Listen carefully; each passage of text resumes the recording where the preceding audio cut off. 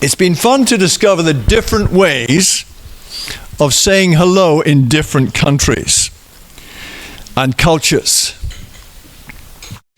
Some examples on the screen there. Let me give you some others. Sticking your tongue out in Tibet is a way of greeting, apparently, not the opposite. Bumping noses in Qatar. Air kissing on the cheek in France and many other countries, of course. Rubbing noses in New Zealand is a way of greeting. Shaking hands, of course, is an almost universal way of greeting across the world, particularly in the West. Clapping your hands in Mozambique, a way of greeting someone. Zimbabwe. Putting your hand on your heart in Malaysia. Is that correct? Some people might know. And bowing in Japan, or China, or Thailand. And even in some countries, as you can see, kind of patting someone's belly as you're talking to them. You might not want to try that one later. I don't know how that will go down, really, but reminds me of someone in the Chinese church, the pastor's son, who loved to do that with Glenn. Just rubbed his belly nicely.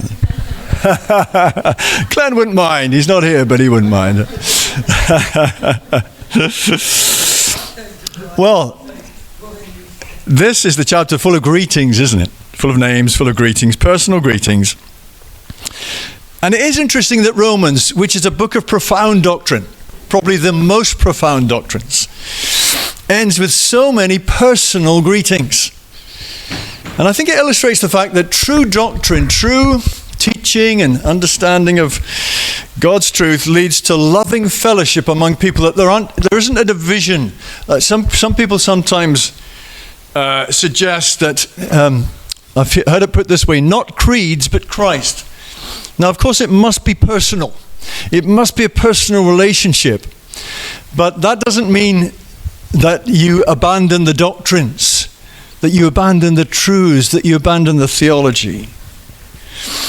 We do need the great teachings of the faith. In fact, when you're getting to know anybody, in any personal friendship or relationship, it helps the more you get to know about them, the better you get to know them personally, right?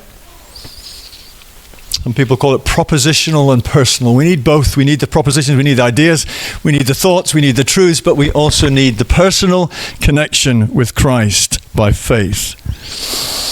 And the truths, the doctrines, the teachings, that just means teachings really, doctrines.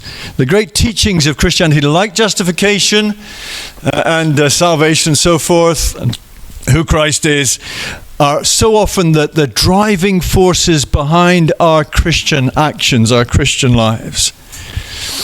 And so they need to be drilled into us. I think it also shows, this chapter of greetings, shows us how Paul saw himself.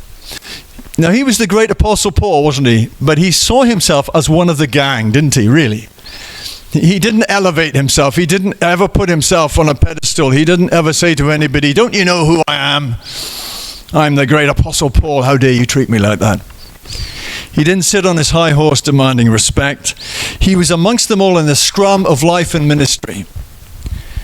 And he was not a Christian leader or minister who made himself rich by his ministry, and was now living a charmed life in a villa on the Mediterranean, separated largely from the common people, as some do. I would be very suspicious of any Christian pastor, leader, or minister who has grown rich through their ministry and is now living in a mansion and perhaps even has their own private jet.